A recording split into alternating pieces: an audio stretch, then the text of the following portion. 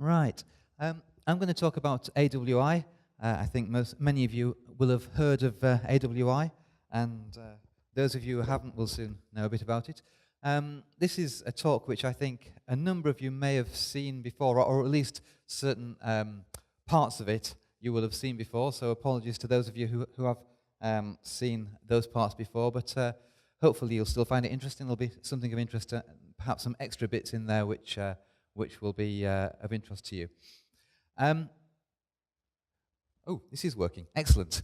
I thought it wouldn't. So what am I going to talk about? Well, AWI is a method that has been developed over the past, what is it, year and a half, maybe 2 years now, a year and a half at Imperial College, as part of by Mike Warner and Luis Gouache, and specifically as part of Subsalt. What I'm going to talk about today is a little bit about how AWI actually works, how the methodology behind it. I'm going to show some examples, in particular looking at the question of how AWI can mitigate some of the problems with cycle skipping, and also some slightly surprising benefits of AWI that we perhaps weren't really expecting, of how it can push down and deeper into the section and deal with reflection events and actually produce a better recovery deeper down. And also some of the other benefits, that it seems to be able to deal rather better with incorrect physics, and so I'll look a little bit at that, and then we'll finish by looking at a 3D field data set. So first of all, the problem, as we're probably well aware, in FWI, cycle skipping. And one of the problems that we have in FWI is this cycle skipping problem, and in particular, we can often spend quite a while trying to get around it. And how do we do that? We often try and start with the lowest frequencies we can, an accurate starting model. Often these two are really very intimately related. Often we find that you require careful QC of the domain that you're looking at, of the data that you're looking at, to make sure that your data isn't cycle skipped. And that, we find, often limits how widely you can apply FWI in certain situations, where it's not so straightforward. We either don't have the low frequencies, or we don't have or we don't have an accurate starting model. So that tends to limit some of the applicability. So what we really ideally want is a method that can avoid the problems of cycle skipping. And it appears that AWI is able to provide this. It mitigates the problem of cycle skipping. So let's have a look at the method. This is a rather conceptualized explanation of the method, but hopefully you'll get the basic idea, the gist of it. So we have, as mentioned before, we have the observed data, we have the predicted data, and what we want to do is we want to change the model in such a way that the predicted data ends up being the same as the observed data. And what FWI usually does is to look at the difference between the two. That's one of the simplest ways of doing things with FWI, and to take the difference down towards zero. What AWI is attempting to do in a very conceptualized sense is to take is to divide the data by each other and end up with something which is approaching unity. Now, what does that mean? Because obviously we can't really do that. This is like a whole long vector of data, and so is P. It's a whole long vector of data. We can't just divide one by the other. So what do we mean by that? Well, in practice, what it means is performing some sort of matching filter. So taking a Fourier transform of the traces and dividing the coefficients one by the other, stabilizing the division in some way, and you're doing a least squares fit of the whole lot. This is a Wiener filter. So essentially, it's a Wiener filter, a form of matching filter. So what we're doing is taking the data here, convolving with the Wiener filter, and producing the observed data at the other. We want to find this W, this Wiener filter, which makes the predicted data match the observed data here. And what we then want to do, ideally, if the two are equal, if P is equal to D, then W, this matching filter, will be a delta function at 0 lag. So essentially, pretty much 0 out to the sides, and in the middle, at 0 lag, we have a spike. So that's what we want to try and to force this W, this Wiener filter, towards that kind of solution. And if we can force it towards that, then it means that we're forcing the predicted data towards the observed data. So how does that work in practice? Instead of minimizing the difference between the two, as happens quite often in FWI, then what AWI is trying to do is to minimize a functional which looks rather like this. And W again is this Wiener filter, and which is defined like this. And T is a weighting function which is weighted in such a way that it is attempting to focus this matching filter W towards a spike at 0 lag. And if we can minimize this instead, that is effectively what that is doing. That weighting function is for example, 0 at 0 lag. So if there's nothing else outside 0 lag, then this ends up being 0 on the top here. So what does that look like in practice? How does that change the essential FWI algorithm? Well, it looks actually very similar to FWI. There's not a huge amount that's different. It turns out to be immune to the cycle skipping problem, and it essentially has the same computational cost. It really doesn't increase the computational cost much at all. The main difference is that you have a modification to the adjoint source, which goes into your backpropagation. That is really the main difference. And it's not a difficult thing to calculate. It doesn't take a huge amount of computation at all compared to the forwards and the backpropagated problems. So it's immune to the cycle skipping, very little extra computational cost, and the only real difference is the modification of the adjoint source during the backpropagation. So the FWI algorithm looks something rather like this, but in this case with AWI, what's changing is that although we carry on as normal, compute the forward wave field, what we do extra is to find a Wiener filter, trace by trace, to perform that matching, and then we compute the adjoint source for each trace, as we normally would in FWI, except it's a different way of computing it. And then, as normal, we backpropagate the adjoint source, but it's a different adjoint source in this case. And then we carry on, just as for FWI, we find there's a gradient, there's a Hessian or a Hessian approximation. We would then do a step length calculation, which is another forward run. And that would lead to an update, which we then apply to the model, and then we iterate over the whole thing, going back to here again. So the algorithm itself is very little change from FWI. It's just this extra Wiener filter that's calculated trace by trace here, and a different source that's backpropagated. So let's have a look at how it behaves on a few examples. I think you might recognize this, and we've seen this many times before, but what happens, and it's an easy case to invert. We see it all the time. We see it being inverted all the time by people, and it is an easy case to invert, provided that we have low enough frequencies and or a good enough starting model. Then we can get something really good out of it using standard FWI with a normal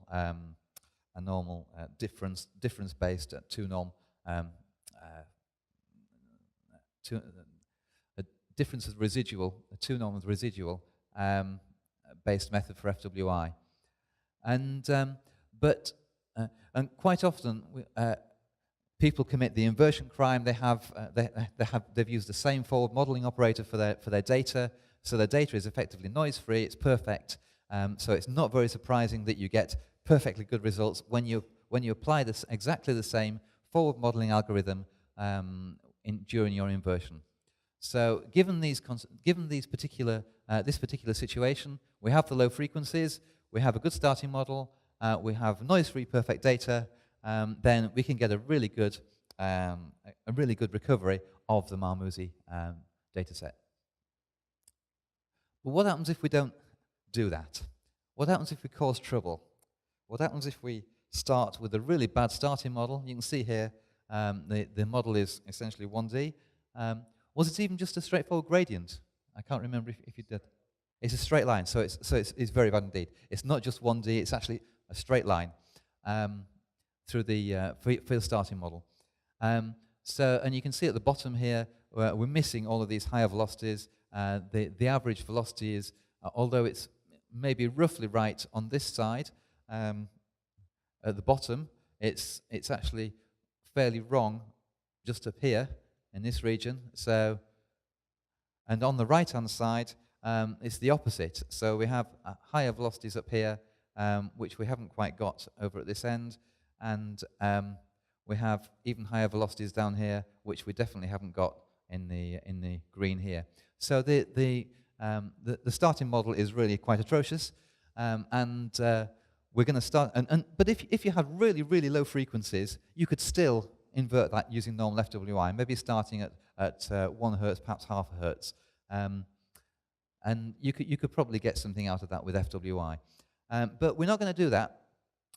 We've got this terrible starting model. What we're going to do is we're going to put the full bandwidth data in, 10 hertz. So that's where we're going to go with it. This is the frequency of the, is that the source wavelet or the data? That's the data, right. Okay. And what happens if we try FWI? Well, we get something that looks rather like this. You can see that it's had a good go at putting in some structure in various places. We have something that looks rather Marmouzy-like around here. We have it's maybe tried to put something in here that's reminiscent of Marmouzy. There's some little bits here that are suggestive, but overall it's made a pretty bad job of it.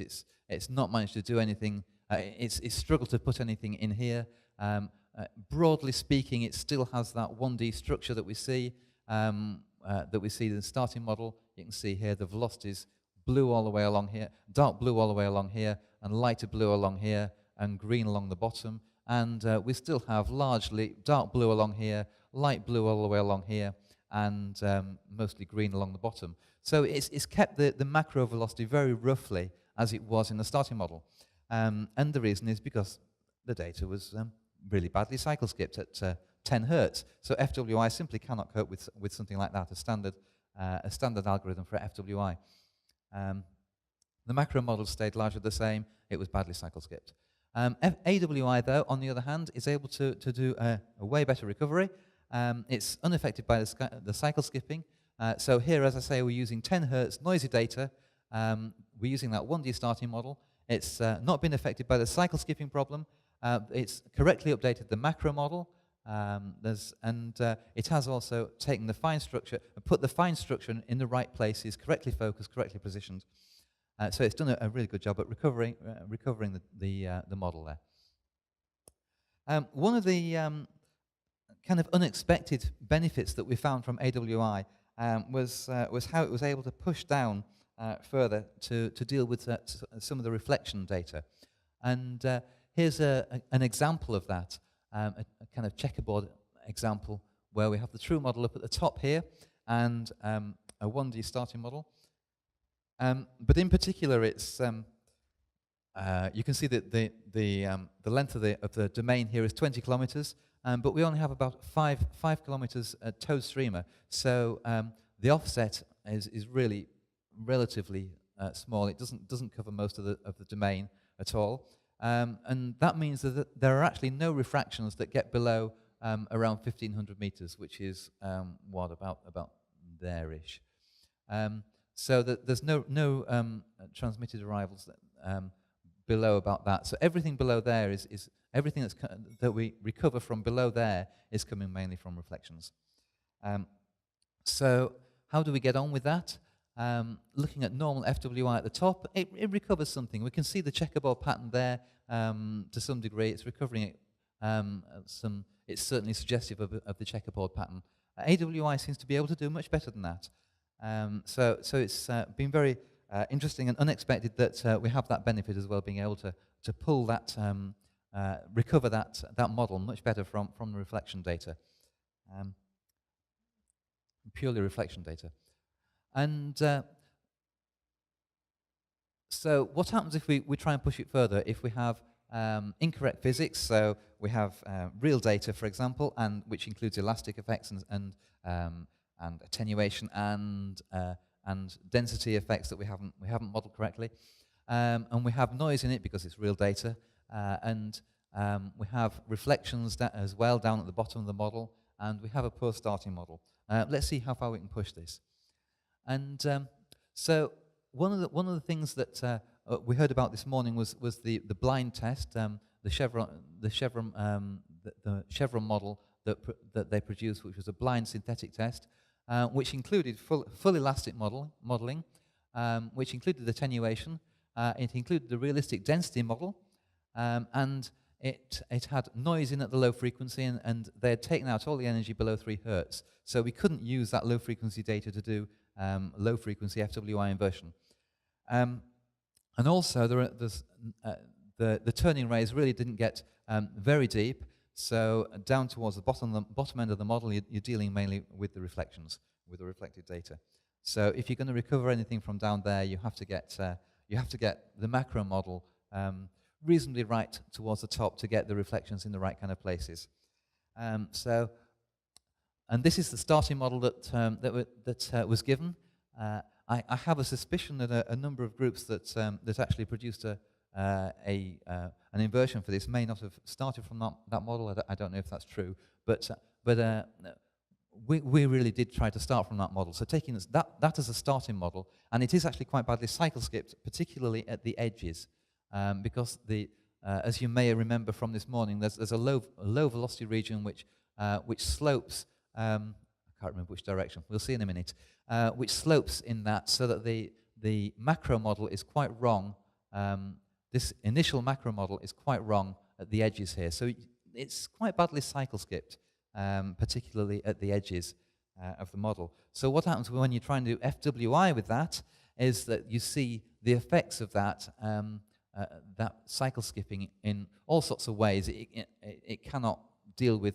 You can see it's not changed hugely the macro model there. There's a bit of a suggestion of a slope there. There's a low velocity region which should be here, which it hasn't recovered correctly. And there are all sorts of strange effects going on at the edges here.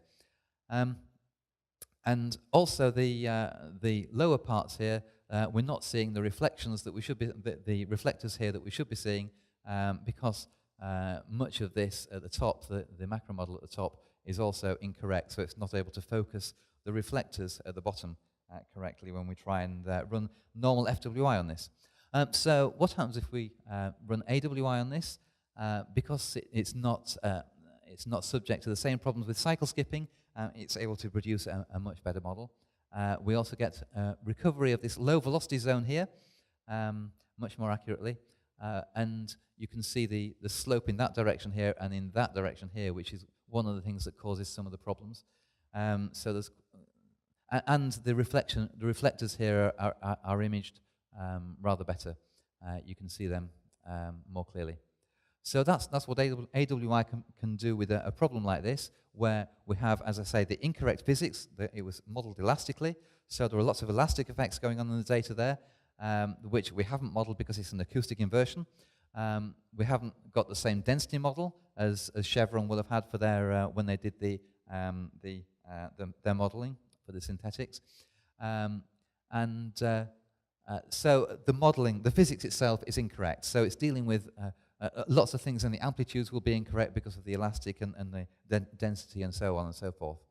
But it's still done a remarkably good job, I think, for despite those limitations, and of course the noise and the lack of low frequencies in the data as well. So despite all of those things, it still managed to do a good job recovering the model here, particularly down at depth, I think. One of the ways that we can have increased confidence that what we have is something relatively good, recovered model, is by looking at these image gatherers and to see in particular how well they are flattened by the models. And this is the starting models, and you can see that there are an awful lot of things going on here in terms of the slopes. They're not particularly flat. So what happens with the AWI model? It's vastly improved, really. You can't compare. So what happens with 3D field data then? We've run this on some 3D field data cases, and this is one of them. And this particular example has 100,000 shots, 6,000 receivers, and it's has about 7 kilometers of where the offset, where we have full azimuth, but in some places the offset reaches about 11 kilometers. So it's quite a nice data set in that regard. The size of it is getting up to 200 square kilometers, and so what we're going to do with it, 108 iterations in total for the FWI and for the AWI, and we're going to use 80 sources for each iteration, and in particular to note that what we're trying to image is this low velocity gas cloud. We want to get a good recovery of that particular feature. So what does it look like? Well, this is what FWI produces from a good starting model produced by tomography, and starting at 3 hertz, where we have reasonably good data down to 3 hertz. So we can start FWI from a standard FWI inversion from about 3 hertz, and we have a good enough starting model to produce something that looks quite decent. We've recovered the gas cloud here.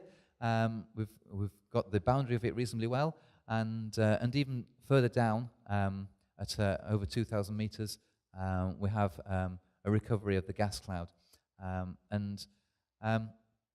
But what happened? But that was from a good starting model. That was starting from 3 hertz, relatively low. What happens if we violate both of those? If we start from a really bad starting model, 1D starting model, so at depth, this is just below 1,000 meters. There's no features at all in the starting model. 2,000 meters, no features at all in the starting model. It's just 1D, and we're starting from 6.5 hertz. So it's a really horrific scenario for standard FWI. What does it do? Well, as you can see, it's really struggled there and not managed to recover the gas cloud, the velocities in the gas cloud. You can see some indications of the edges of the gas cloud here. It's managed to pick that up, and at depth, well, there's very little there. But also in here we see these really strange features where we have totally the wrong velocity models here, which is a consequence of the cycle skipping at 6 hertz and the really bad starting model. It's totally overcome by that. AWI, on the other hand, is able to recover the starting is able to recover the gas cloud from that starting model and at 6.5 hertz, and you can see the gas cloud is much better recovered, and even at depth. And so if we carry on from there and do FWI from that, we're able to recover the gas cloud even more tightly, both at 1,000 or so meters and at 2,000. One of the things that was interesting about this data set was looking at what was going on with the normal FWI inversion, because going back to this is a standard FWI inversion with the good starting model at 3 hertz. Although the gas cloud looks good, there are some strange features that you kind of perhaps didn't notice to start with over at the edges of the model, and these are related here. They're at the same corner, and you see them going through the model, the recovered model, in a kind of bowl shape, going through getting kind of focusing in a bowl shape towards the middle of the model from the edges. And this is related to cycle skipping at the edges. So the data actually is cycle skipped in that corner. If you do a plot of the data at 3 hertz, you see that this corner there's cycle skipping going on, and so that's what's actually happening there. And we hadn't realized that up until the point of running the AWI, running the FWI at higher frequencies to see what the effect was, and realizing this was actually the effect of cycle skipping that we had in these corners, and that it was degrading some of the results in even lower down in the recovered model for FWI. So In summary then, AWI, it's a method which appears to be immune to cycle skipping. It is something that works reasonably well with pure reflection data, better than the standard FWI. It can produce a even from a bad quality starting model, you can produce a recovered model. So you don't need the tomography to get that really good starting model. And it's working with 3D field data, and it's also robust against the random noise, as I mentioned, that's been put in the initial Marmusi test case, and in the Chevron dataset, and in the 3D field dataset, of course, there's noise, and the incorrect physics, as we saw in the Chevron dataset, and of course in the field dataset. Again, that's truly elastic, but it's only an acoustic inversion that we've done. So I think that sums up all I have to say about AWI, and any questions?